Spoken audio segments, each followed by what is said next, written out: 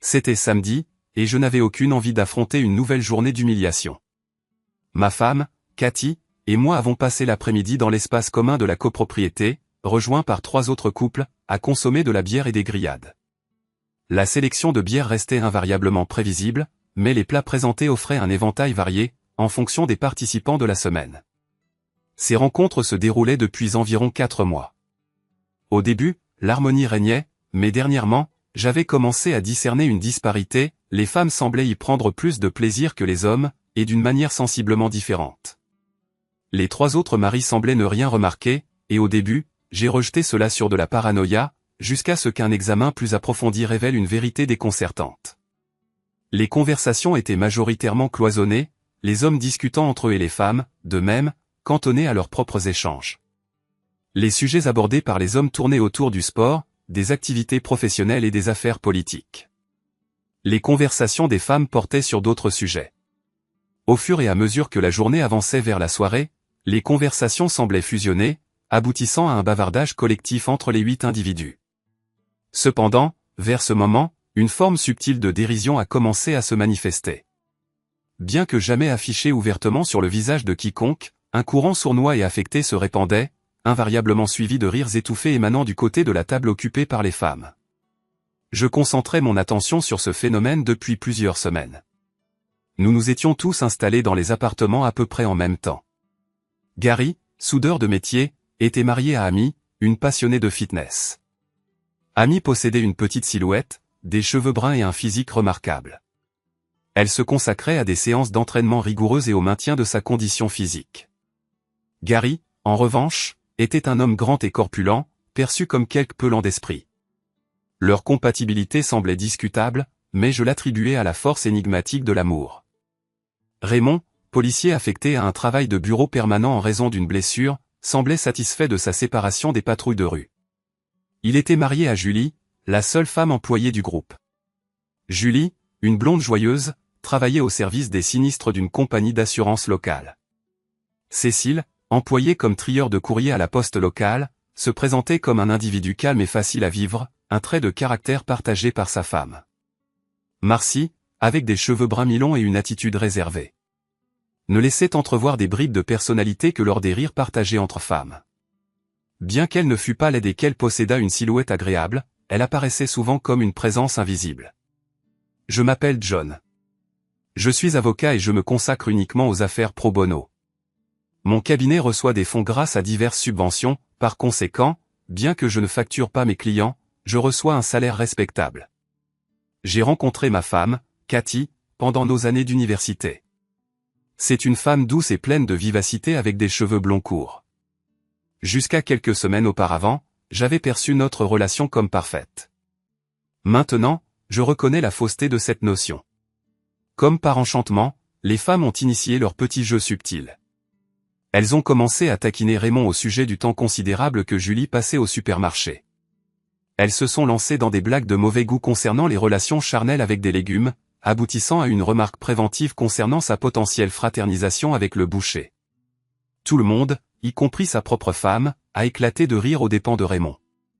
Cécile est ensuite devenue la cible de leurs moqueries. Les femmes ont trouvé amusant de plaisanter sur les heures supplémentaires de Marcy avec son beau superviseur italien, allant même jusqu'à faire allusion, à plusieurs reprises, à ses pauses déjeuner prolongées. Cécile n'a pas semblé perturbée, mais Gary et Raymond se sont joints au rire à ses dépens. Marcy s'est contentée de sourire et de rouler timidement des yeux. Gary, cependant, a enduré les piques les plus sévères. Les 3 femmes ont inlassablement vanté le programme de gym quotidien d'Amy, exprimant leur envie de son physique. Gary a tenté de minimiser la chose en riant, mais la piqûre était palpable. Amy a souri et lui a tapoté le crâne dégarni, semblant vouloir le rassurer sur son affection. Sachant que j'étais le prochain sur la liste pour leur sarcasme, j'ai décidé de ne pas rester. 2 semaines plus tôt, j'avais décidé de vérifier mes soupçons. Gary me conduisait occasionnellement au travail, ce qui m'offrait l'occasion de tester ma théorie. Après le départ des hommes pour le travail, les femmes se réunissaient généralement chez Amy pour un café et une conversation matinale. Marcy était absente en raison de ses engagements professionnels. En partant pour mes obligations prétendument professionnelles, j'ai retrouvé Gary chez lui. L'installation d'un enregistreur à déclenchement vocal dans la cuisine s'est avérée facile. Ayant initialement l'intention de le placer sur le réfrigérateur, j'ai opté pour un autre emplacement en raison des craintes d'interférences vibratoires. Après le travail, Gary et moi sommes retournés à son domicile et avons récupéré l'appareil. Pendant les 2 premiers jours, les enregistrements n'ont révélé que des bavardages insignifiants, mais ma détermination est restée inébranlable. Le 3e jour, la vérité fut révélée. Les 30 premières minutes de l'enregistrement consistaient en des conversations typiques sur des sujets ordinaires et sans intérêt. J'étais tenté d'avancer rapidement, mais je craignais de manquer des détails cruciaux. Finalement, Amy entama le discours révélateur. « Il faut qu'on en finisse vite, les filles. Je ne peux pas faire attendre Tom plus longtemps. Oh mon Dieu, je suis jalouse. » intervint Cathy. Je n'ai jamais eu de rencontre aussi amusante qu'avec Ponyboy. Il n'est pas excessivement gros, juste plus gros que la moyenne. Ou au moins plus gros que tout ce que j'ai pu rencontrer auparavant. Des rires résonnèrent autour de la table. Ensuite, je discernai la contribution de Julie. Il est comment, exactement, Amy ? 20 ? 22 ? 25, voire plus. Je n'ai jamais mesuré, bande d'idiotes, mais j'estimerais à environ 25 cm. Cathy posa alors l'inévitable question. Ça ne fait pas mal ? Seulement lors de pratiques sexuelles peu conventionnelles. Je ne peux le supporter qu'une fois par semaine. Cette déclaration suscita d'autres éclats de rire. Aujourd'hui, c'est Marcy's Motel, jour 2. Mon Dieu, je me sens délaissé. Je ne crois pas pouvoir tenir jusqu'à demain pour aller au centre commercial, dit Cathy avec une détresse feinte. Je n'arrive pas à croire que Marcy se soit fait tatouer son nom sur les fesses. Julie ajouta, il faudrait regarder de très près pour déchiffrer le nom. Ils se font un peu dans le motif de l'aile de papillon. Comment elle a expliqué ça à Cécile ? Elle a prétendu que c'était pour lui, rétorqua Cathy. Cela fut suivi d'un autre éclat de rire. Alors, Julie et moi respectons notre vœu de chasteté aujourd'hui, mais demain compensera. Où vas-tu, Julie ? Jerry a son jour de congé demain, alors on va simplement chez lui. C'est pratique qu'il vive seul. Dépêchez-vous, les filles, allez-y. Je dois aller à la salle de sport avant que Tom ne s'impatiente. L'empressement d'Amy était évident. L'enregistrement s'arrêta là, mais après plusieurs écoutes, je réussis à reconstituer une compréhension globale. Le jour suivant, je feignis d'être malade. Heureusement, je n'avais pas d'audience prévue ce soir-là. J'examinai l'ordinateur, ne découvrant aucun courriel clandestin ni autre document compromettant. J'examinai également les appels entrants et sortants sur son téléphone portable, mais rien de suspect ne fit surface. J'étudiai les relevés téléphoniques des 2 mois précédents, ne trouvant aucune indication d'infidélité. Comme d'habitude, je partis pour le travail le matin, mais au lieu de cela, je m'arrêtai à une courte distance de la maison pour l'attendre. L'attente se révéla longue, mais peu avant midi, elle sortit de la résidence et se dirigea vers le centre commercial. J'avais une conjecture raisonnable quant à sa destination, ce qui minimisa le besoin d'une surveillance rapprochée. Elle se gara près de l'entrée principale du centre commercial. Alors qu'elle s'approchait de l'entrée, elle fouilla dans son sac à main. Elle en sortit un petit téléphone à clapet rouge et lança un appel. Son téléphone principal était argenté, marquant la première fois que j'observais le rouge. Elle s'arrêta à l'entrée, se tourna et scruta le parking. Son observation se révéla inadéquate, car elle ne parvint pas à me repérer. S'engageant dans le long couloir d'entrée, elle tourna à droite dans la section principale du centre commercial. Elle s'arrêtait par intermittence pour regarder en arrière, mais restait inconsciente de ma présence. Je la vis entrer et se diriger vers la zone de service à l'arrière. Elle s'arrêta une dernière fois, inspecta les environs, puis pénétra dans la zone de réception et de chargement. Au moment où j'arrivais, je n'aperçus qu'un Ford Explorer bleu qui partait. Elle était à l'intérieur. Certain qu'elle ne reviendrait pas immédiatement, je me rendis à l'aire de restauration pour me sustenter. Après avoir acheté quelques périodiques, je contournai le centre commercial jusqu'à l'arrière et me garai dans un endroit offrant une vue dégagée sur les personnes entrant et sortant de la zone de réception. Mon véhicule paraissait suffisamment banal pour éviter d'être repéré. Environ 2 heures plus tard, le SUV bleu s'arrêta sur la mauvaise voie et Cathy en descendit. Elle échangea quelques mots, sourit et rentra dans le centre commercial. J'obtins facilement le numéro de plaque d'immatriculation. Plus tard, au travail, j'enquêtais sur la plaque. Le Ford Explorer bleu était immatriculé au nom de Bobby Gerhardt, le vendeur qui nous avait vendu notre Focus 6 mois auparavant. Je rentrais chez moi à l'heure habituelle, et Cathy, comme toujours, avait préparé le dîner ce soir-là. Elle semblait inhabituellement animée, mais je prétendis avoir mal à la tête. Le lendemain, je fus contraint d'aller au travail et de m'occuper des tâches accumulées. Je doutais qu'elle retrouve Bobby 2 jours de suite. Cependant, le jour suivant, je quittai le travail plus tôt pour déjeuner et me rendis sur le parking derrière le centre commercial. Précisément comme prévu, Bobby arriva, et ma femme monta dans le SUV. Je l'ai suivi jusqu'au Rainbow Motel. Il contourna le bureau, car il possédait déjà une clé. Ils entrèrent tous les deux dans la chambre 114 comme si c'était une habitude. Sur le chemin du retour au travail, je réalisai que je pleurais. Ce soir-là, alors que Cathy se préparait à se coucher, j'ai découvert l'appareil cellulaire rouge dissimulé dans la doublure de son sac à main. C'était un téléphone prépayé avec un seul numéro enregistré, étiqueté « BG ». Le moment était venu d'affronter la réalité.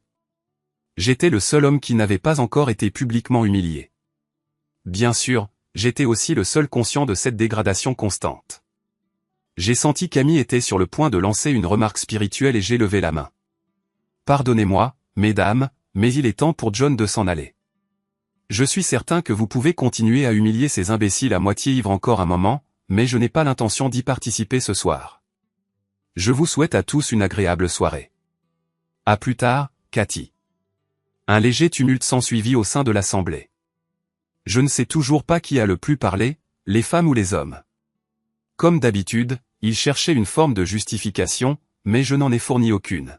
« Qu'est-ce que tu veux dire par là, John ?» ai-je demandé. « Nous ne dénigrons certainement personne ici. »« Quelle pure invention élaborez-vous » ai-je continué. « Tout ceci n'est qu'une plaisanterie. » Ma femme fit cette déclaration avec un sérieux inébranlable. « Ce n'est absolument pas le cas, mon chéri. Vous et les autres femmes nous ridiculisez semaine après semaine, et chaque réunion suivante devient de plus en plus acrimonieuse, ai-je déclaré.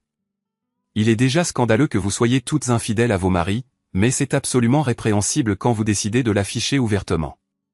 À ce moment précis, l'assemblée entière sombra dans un profond silence. Les hommes semblaient complètement abasourdis, tandis que les femmes semblaient suspendues entre l'agacement et l'inquiétude. John, commença l'une d'elles, nous nous amusons simplement.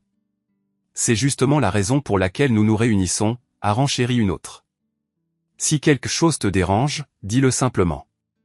Tu as l'air de nourrir du ressentiment envers le monde entier et de l'exprimer injustement envers nous. Cathy tenta d'apaiser le groupe, mais j'ai perçu qu'elle ne faisait qu'aggraver l'humiliation. Je ne peux pas parler au nom des autres hommes présents, ai-je déclaré, mais si vous souhaitez que je révèle tous nos secrets sordides, je suis plus que disposé à le faire. Cependant, vous feriez mieux de vous préparer aux conséquences, ai-je prévenu. Quelles conséquences? À quel secret scandaleux fais-tu allusion? Tu dis n'importe quoi, John Terrell.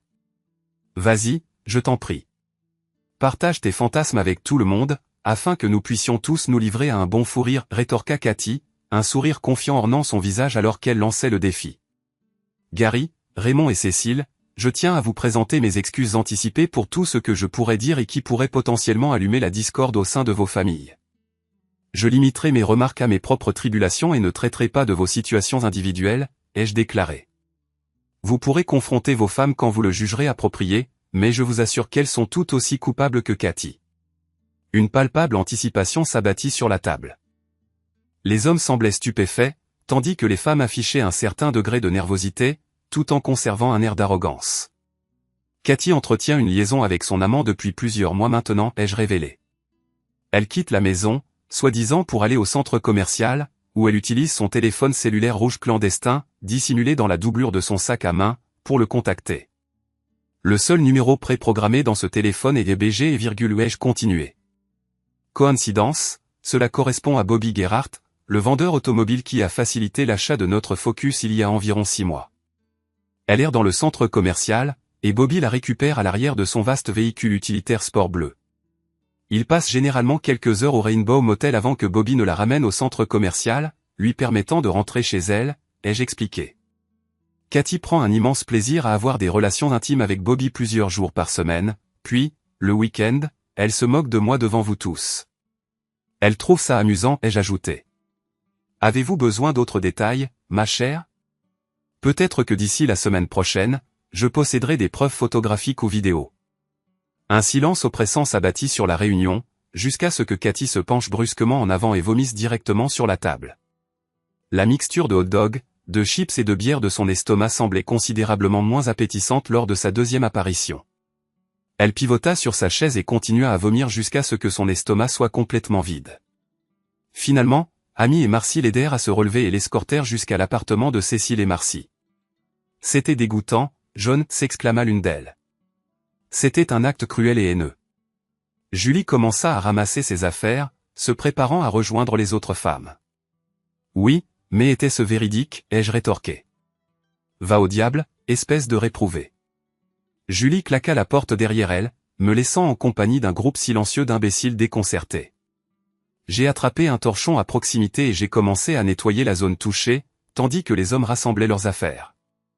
Je n'avais pas prévu une telle réaction de la part de Cathy. Je m'attendais à ce qu'elle se défende ou qu'elle s'emporte, mais jamais à ce qu'elle vomisse. John, assieds-toi et discute avec nous, ordonna Gary. Je pouvais discerner que Gary était visiblement en colère. Nous nous sommes déplacés vers une table inoccupée, et Cécile a sorti quelques bières du réfrigérateur. Que voulez-vous savoir précisément, ai-je demandé. Je ne peux vous offrir que des informations limitées sur les activités de vos femmes. J'ai consacré mon attention exclusivement à scruter les actions de Cathy, ai-je expliqué. Si vous cherchez des informations les concernant, vous devez les obtenir vous-même, comme je l'ai fait. Raymond distribua une nouvelle chope de bière à chacun d'entre nous. Ne peux-tu pas nous donner au moins un indice, implora l'un d'eux. Peut-être pourrais-tu nous éclairer sur ce qui t'a initialement amené à suspecter leur infidélité. J'ai répondu, je peux vous fournir à chacun des informations, mais vous ne devez pas les divulguer à vos femmes. Vous devez acquérir indépendamment les preuves dont vous avez besoin. Je ne possède pas les réponses à toutes vos questions, ai-je averti, mais si vous tentez de contraindre vos femmes à avouer leur infidélité, vous invitez les ennuis. Obtenez les faits comme je l'ai fait avant d'agir. Gary semblait abattu. Je ne suis pas sûr d'en être capable, John, a-t-il avoué. Je vais essayer, mais je ne comprends pas comment. Cécile commença à montrer des signes d'anxiété. Allez, John, donne-nous quelque chose sur quoi travailler, a-t-il insisté. Les femmes vous narguent chacun de diverses manières, ai-je révélé. Elles vous dévoilent ouvertement leur infidélité. Marcy a une liaison avec un collègue. Je ne connais pas son identité, mais elle s'est fait tatouer sur les fesses en son honneur, ai-je continué. Son nom est dissimulé dans l'aile du papillon. Je crois qu'il est d'origine italienne. Julie a une relation avec un homme nommé Jerry qui travaille chez Winn-Dixie, ai-je déclaré. Ils se rencontrent chez lui pendant ses jours de congé. C'est l'étendue de mes connaissances à leur sujet. Gary, je regrette de t'informer qu'Amy a des liaisons avec un entraîneur au club de fitness plusieurs fois par semaine, ai-je révélé. Elle l'appelle Tom, en raison de sa stature imposante. C'est tout ce que je sais. Les hommes ne semblaient pas ravis. Raymond avait l'air furieux, Cécile semblait effondrée, et Gary paraissait sur le point de s'effondrer. Je n'y arrive pas, John, sanglota Gary. Faire quoi, ai-je demandé. Je ne peux pas la confronter, répondit-il. Tu dois, ai-je insisté. Vous devez tous. Je vous ai fourni suffisamment d'informations pour commencer vos enquêtes, mais pas assez pour les confronter directement. Restez calme jusqu'à ce que vous possédiez plus de connaissances. Pour l'instant, elles sont appréhensives à cause de mes actions envers Cathy, ai-je expliqué. Elles pourraient adopter une posture défensive. Faites preuve de patience et agissez avec discernement. Nous avons fini nos bières. Personne ne désirait converser davantage. Je suis retourné à notre appartement pour prendre une douche. Cécile est restée dehors et a consommé une autre bière. Toutes les femmes étaient chez lui, et il était réticent à rentrer. Peu de temps après, je l'ai observé monter dans son véhicule et partir. J'ignore les destinations de Raymond et Gary. Après ma douche, je me suis endormi sur le canapé. Il était environ 8 heures du soir quand j'ai entendu frapper avec insistance à la porte. À moitié endormi, j'ai titubé pour aller ouvrir. John, mets tes chaussures, ordonna Julie. Nous devons emmener Amy à l'hôpital. Julie se tenait sur le seuil, soutenant Amy. Amy pressait une serviette ensanglantée sur le côté gauche de son visage. Que s'est-il passé, ai-je demandé. Gary et Amy se sont disputés. Gary l'a frappée, expliqua Julie. Elle est tombée et a heurté sa tête contre le coin de la table basse. Il s'est enfui avant même de réaliser qu'elle était blessée. Quelle est la gravité de la blessure? A-t-elle besoin d'être hospitalisée? Ai-je demandé. À ce moment-là, j'aidai Julie à guider Amy vers mon véhicule. Quand elle a heurté le coin de la table, son œil s'est délogé de son orbite. Il pend simplement. Nous hésitons à essayer de le remettre, et nous pensons qu'il est préférable de laisser cela à un professionnel de la santé, déclara Julie. Une sage décision, ai-je acquiescé. L'hôpital n'était qu'à 10 minutes en voiture. Les 5 premières minutes se sont déroulées en silence. Tout cela est de ta faute, John, accusa Julie. Si tu t'étais abstenu de parler, rien de tout cela ne se serait produit. Tes remarques imprudentes et malveillantes étaient cruelles et vicieuses, a-t-elle poursuivi. J'ignore ce que tu as révélé aux hommes après notre départ, mais manifestement, cela n'a pas amélioré les choses. Nous n'avons pas vu Cécile ou Raymond de toute la journée, et je suis presque certaine qu'Amy regrette d'avoir jamais rencontré Gary. Je regrette que tu le perçoives ainsi, Julie, ai-je répondu. Je ne suis pas la cause du problème. Je n'ai fait que le mettre en lumière. Si vous voulez trouver des coupables, accusez plutôt les femmes qui trompaient leur mari, déclarai-je. Va au diable, espèce d'ordure. Heureusement, nous arrivâmes à l'entrée des urgences avant que la conversation ne dégénère davantage. Je garai la voiture pendant que Julie aidait Amy à s'enregistrer. Au moment où j'entrais dans la salle d'attente, Amy recevait déjà des soins médicaux. Julie était occupée à remplir des papiers. Ne sachant que faire, je me contentais de m'asseoir. Après avoir terminé ses formalités au guichet des admissions, Julie contacta les parents d'Amy et leur demanda de venir. Ensuite, elle téléphona à Marcy pour la tenir informée de la situation. J'essayais de me faire discret. En vérité, je ressentais une certaine culpabilité. J'aurais dû reconnaître l'instabilité latente de Gary. J'imagine que c'était de ma faute. Je pensais qu'il avait le droit de savoir. Cependant, je n'avais pas l'intention de le provoquer. Les événements ont tout simplement dégénéré. Je remarquai Julie au bout du couloir, en train de converser à un téléphone public. Je me demandais pourquoi elle utilisait ça alors qu'elle possédait un téléphone cellulaire parfaitement fonctionnel. À ce moment précis, mon téléphone cellulaire sonna. John, c'est Gary. J'ai besoin de ton aide. Où es-tu? Demandai-je sèchement. Qu'est-ce que tu as fait, idiot? Continuai-je. Je suis au poste de police. Je suis sur le point de me rendre. Mais je voulais te parler d'abord. Amy et moi nous sommes disputés à propos de sa liaison, et j'ai perdu le contrôle, avoua-t-il. Je suis allé à la salle de sport et j'ai agressé le coach avec qui elle avait une aventure. Je l'ai grièvement blessé, John, et je crois que j'ai besoin de ton aide. C'est bien plus grave, Gary, que tu aies frappé Amy, déclarai-je. Elle est tombée et s'est cognée la tête contre le coin de la table basse. Elle a une grave blessure à l'œil. Nous sommes à l'hôpital en ce moment, l'informai-je. John, je ne l'ai frappée que 2 fois, et c'était à main ouverte. Je ne l'ai pas frappée de toutes mes forces, affirma-t-il. Je suis parti immédiatement après pour ne pas lui faire plus de mal. Trop tard, rétorquai-je. Gary, quel est l'état de l'homme à la salle de sport? Demandai-je. Extrêmement critique, répondit-il. J'ai appelé le 112 en venant ici. Ils vont probablement l'emmener aux urgences aussi. Je suis désolé, John, s'excusa-t-il. J'arrive là-bas dès que possible. Gary, dis-je, mettant fin à l'appel. À cet instant, les parents d'Amy et Raymond arrivèrent. Raymond demanda où était Julie, et je lui indiquai les téléphones publics. Julie n'était plus là. Il la chercha brièvement, puis revint en haussant les épaules. Les parents d'Amy entrèrent dans la pièce où elle recevait des soins. Je donnai à Raymond un bref compte-rendu des événements, puis je me rendis au poste de police. Il dit qu'il resterait là à attendre le retour de Julie. En partant, je croisai Marcy.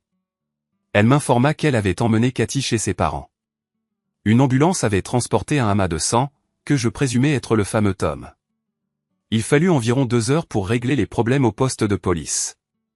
Ils acceptèrent de garder Gary en détention jusqu'à ce que je puisse payer sa caution lundi matin. En plus d'avoir presque assommé Tom, Gary l'avait frappé violemment à l'aîné, pour des raisons qu'il ne pouvait expliquer, lui avait fracassé la main droite avec un appareil de musculation. Raymond était chez moi à mon retour. Il avait passé environ 1 heure à chercher Julie dans l'hôpital avant de finalement rentrer chez lui, pour découvrir qu'elle était partie, emportant ses vêtements et ses effets personnels. Je lui proposai de passer la nuit dans mon appartement. La situation semblait désespérée. Le lendemain matin, Marcy nous réveilla, exigeant de savoir où était Cécile, car il n'était pas rentré chez lui.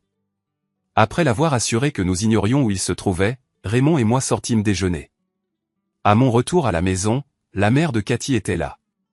Cathy avait décidé de vivre avec eux pendant un certain temps et était venue chercher quelques affaires. Nous avons rassemblé suffisamment d'articles pour ses besoins immédiats.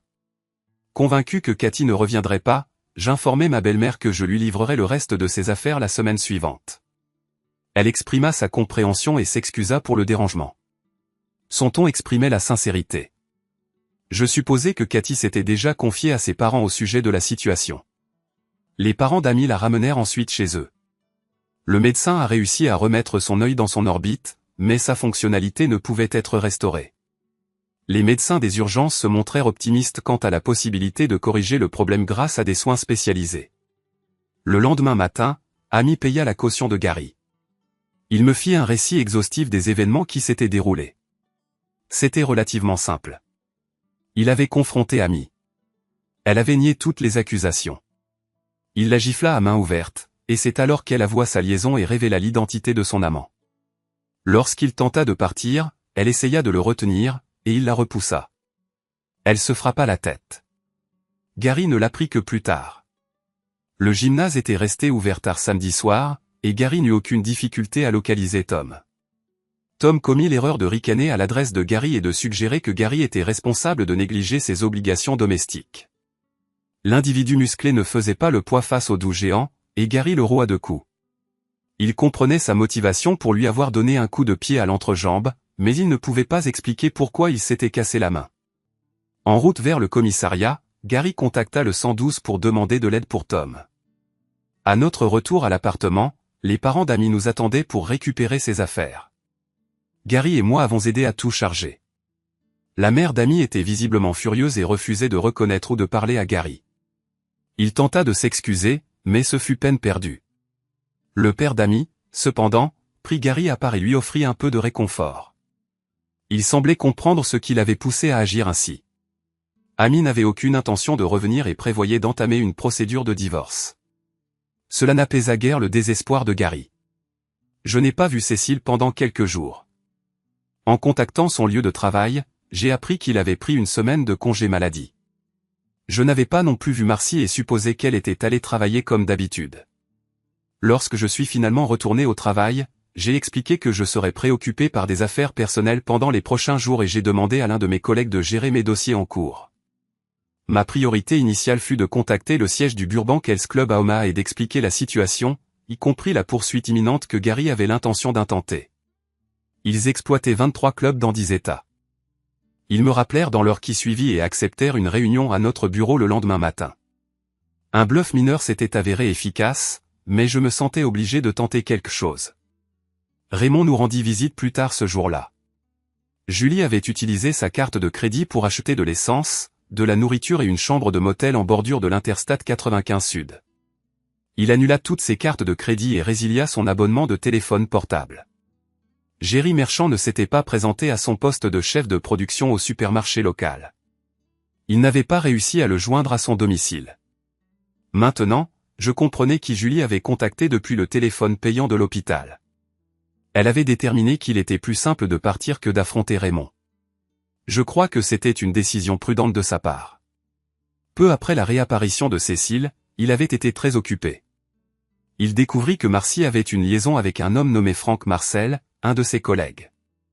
Frank était marié, alors Cécile composa son numéro de téléphone à domicile. Il parla à la femme de Frank et prit rendez-vous avec elle le lendemain midi dans l'aire de restauration du centre commercial. Elle insista pour se rencontrer dans un lieu public. Cécile me demanda de l'accompagner pour m'assurer qu'il n'agissait pas de manière irréfléchie. Cécile n'avait ni vu ni parlé à Marcy depuis samedi. Nous avons dîné tous les trois au Red Lobster, invitant Gary à se joindre à nous. Ce fut un repas sombre. Aucun des hommes ne souhaitait évoquer les événements qui s'étaient produits. Peut-être que si nous nous étions abstenus d'en parler, la situation se serait résolue d'elle-même.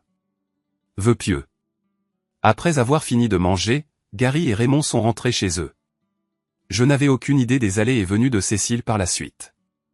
En rentrant chez moi, j'ai contacté les parents de Cathy. Cathy refusa de me parler. J'ai passé le reste de la nuit à emballer ses affaires.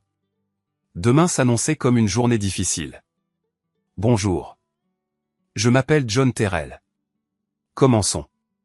J'observais Kevin et Kyle Burbank et leur avocat, Phil Mertz. Messieurs, il ne fait aucun doute que Gary Wilson a infligé des dommages physiques à Tom Reichert. Ce qui, selon moi, est crucial ici, ce sont les circonstances atténuantes. Et quelles seraient ces circonstances, M. Terrell? Interrogea Phil Mertz, s'exprimant apparemment au nom des frères. Ce qui était une manœuvre stratégique. M. Reichert avait une liaison notoire avec Amy Wilson depuis plusieurs mois et s'en était vanté. Je n'avais aucune preuve de cette affirmation, mais j'ai décidé de continuer. Le soir de l'agression, M. Reichert se serait vanté auprès de M. Wilson qu'il offrait à Amy la satisfaction sexuelle qu'elle ne recevait pas à la maison. Il semble qu'il ait intentionnellement tenté de provoquer M. Wilson, ce qui s'est avéré être une erreur de jugement de sa part. Quel est votre point suivant, Monsieur Terrell? Gary Wilson va intenter une action en justice contre les clubs de remise en forme de Tom Reichert et la chaîne Burbank pour une somme à 7 chiffres. Ce sera une affaire litigieuse et très médiatisée, je vous l'assure. De nombreux maris commenceront à remettre en question l'abonnement de leurs épouses. Nous nous abstiendrons de mentionner les caméras vidéo cachées dans les salles de massage et les cabines de bronzage, à moins que cela ne devienne nécessaire. Je venais de prendre un autre risque. Je n'avais aucune certitude quant à l'existence de caméras, mais je pariais que non plus. Le silence envahissait la pièce.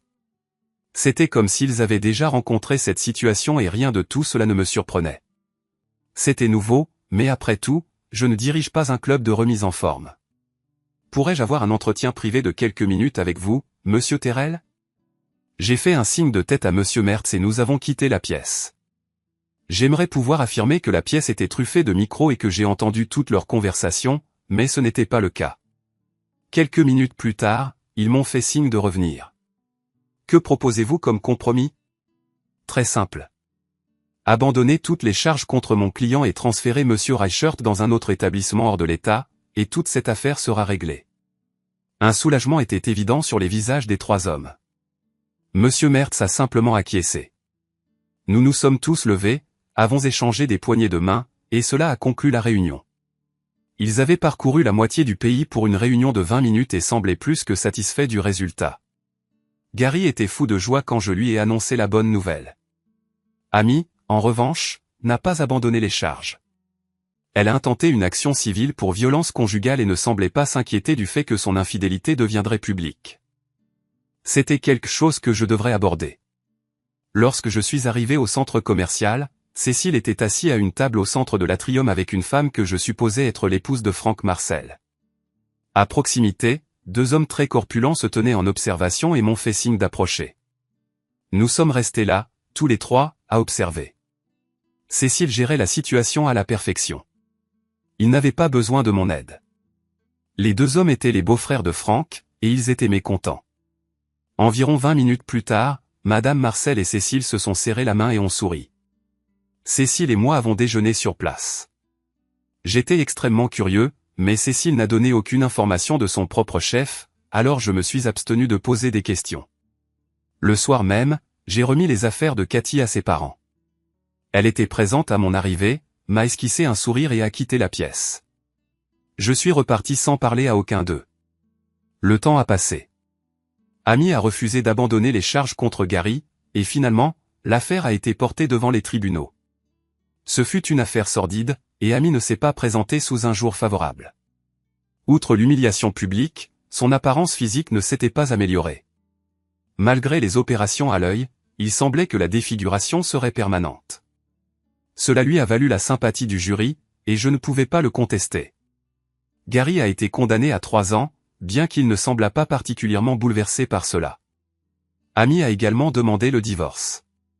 Jerry Merchant a été accusé d'avoir volé des chèques à l'épicerie du marché de Pensacola où il était employé.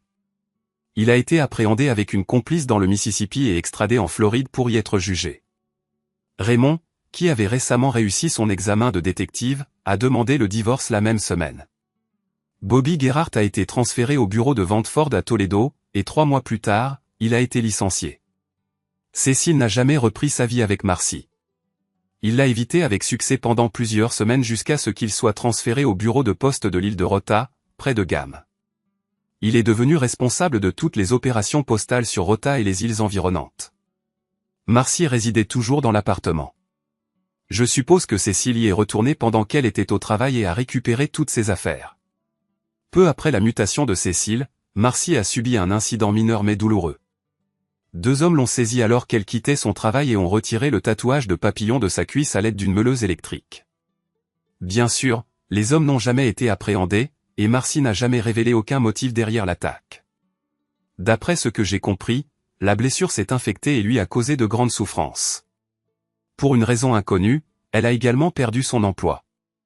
Je ne me suis jamais renseigné. La dernière fois que j'ai entendu parler de Marcy, elle a pris un vol pour Gam et n'a jamais reparu. On n'a plus jamais eu de ses nouvelles. Cécile a récemment été promue et supervise désormais le service postal de toutes les îles isolées autour de Gam. Raymond a déménagé à Miami et travaille maintenant comme détective pour Miami-Dade. La dernière fois que j'ai eu de ses nouvelles, il semblait satisfait. Julie est incarcérée quelque part en Floride. Gary a commencé à enseigner la soudure aux détenus pendant son incarcération. L'entreprise s'est avérée si fructueuse qu'un poste à temps plein lui a été offert.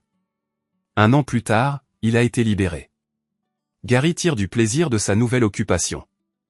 Il n'est plus marié à Amy, qui semble toujours avoir un œil baladeur. Quant à Cathy et moi, nous ne nous sommes jamais réconciliés. Je lui rendais visite de temps en temps, mais elle m'accueillait invariablement avec un sourire avant de quitter la pièce. Ses parents m'ont dit qu'elle était devenue recluse et semblait avoir perdu tout intérêt pour tous les aspects de la vie. 6 mois plus tard, j'ai entamé une procédure de divorce non contestée. Je crois que les hommes sont sortis de cette situation relativement indemnes. En revanche, je ne pense pas que les femmes s'en soient tirées aussi bien. Je ne nourris aucune nostalgie pour les rencontres sociales du samedi. Sejler. Ja, det kan jeg høre. Nej. Ja, du skal bare faktisk lytte.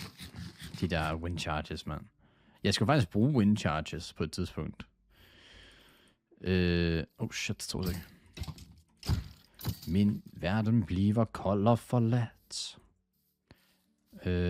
X minus 1700. Ej, du er langt væk, Cecilie. Okay, Cecilie, x-koordinaten, den skal du have ned til 0 igen. Så du skal gøre, så tallet bliver mindre. Så sejl den retning, det bliver mindre. Det giver jo mening, right?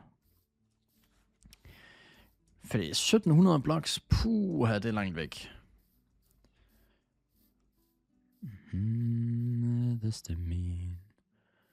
Nå, hvis hus er det herovre, det vil jeg gerne lige over se. Sælger den, der tager give det bort. Jo, hvad så Dream Glow?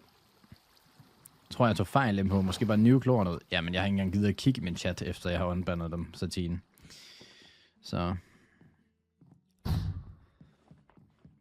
Whose is this? This is pretty nice.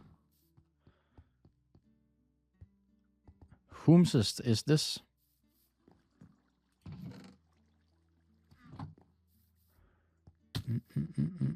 Er det dit, Nixu? Nice. Det er mit. What? Kan I bestemme jer? Det er fedt nok i hvert fald. Hvad er det herovre?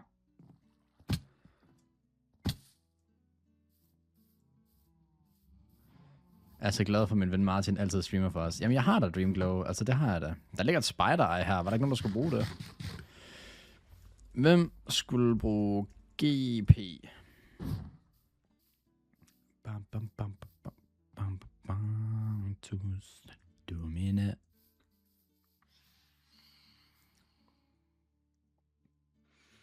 Hvem reparerer Cobras tårn?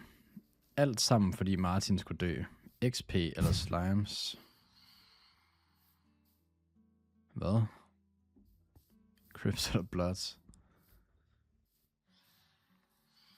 Ja, så godt KS.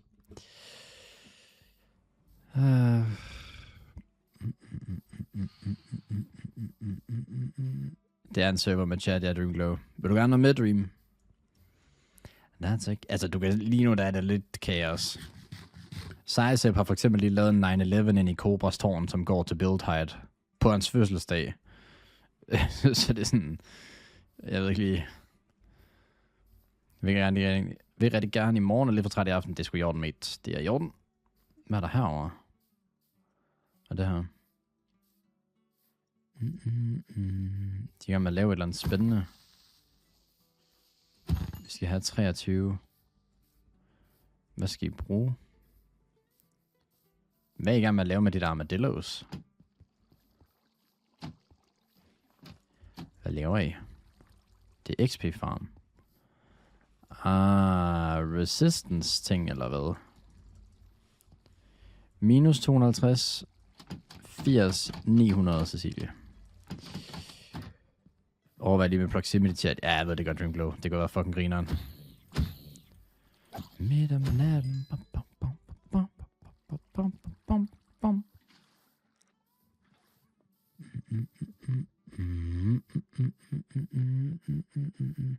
Nogen, der kan hjælpe mig at skaffe nogle ting, så jeg kan skaffe mad. Hvad skal du have i sjovt navn?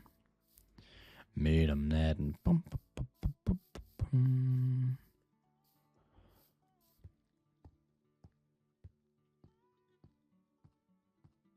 Synes du, det var nice, at vi unbandede dem alle sammen, så tiden bare lidt sådan... 3 stack stone. Nej, hvem har sat en ny skulk sensor? Kan vi ikke please stoppe med at sætte lorterting under mit hus? Jeg er for tilt, altså. Hvad fuck er det her?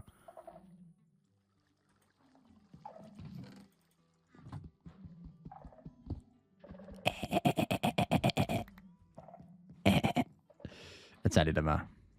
Bum, bum, bum, bum. Tak for det, Pingsy. I med dem. Synes du ikke, vi er chill nok? Jeg ved det ikke mere. Jeg gider ikke engang læse min chat, når det bare er jer, der sidder og skriver. Hvor er den henne nu, den der lorte dims, altså? Vent, den herude? Hvorfor har I sat den hernede?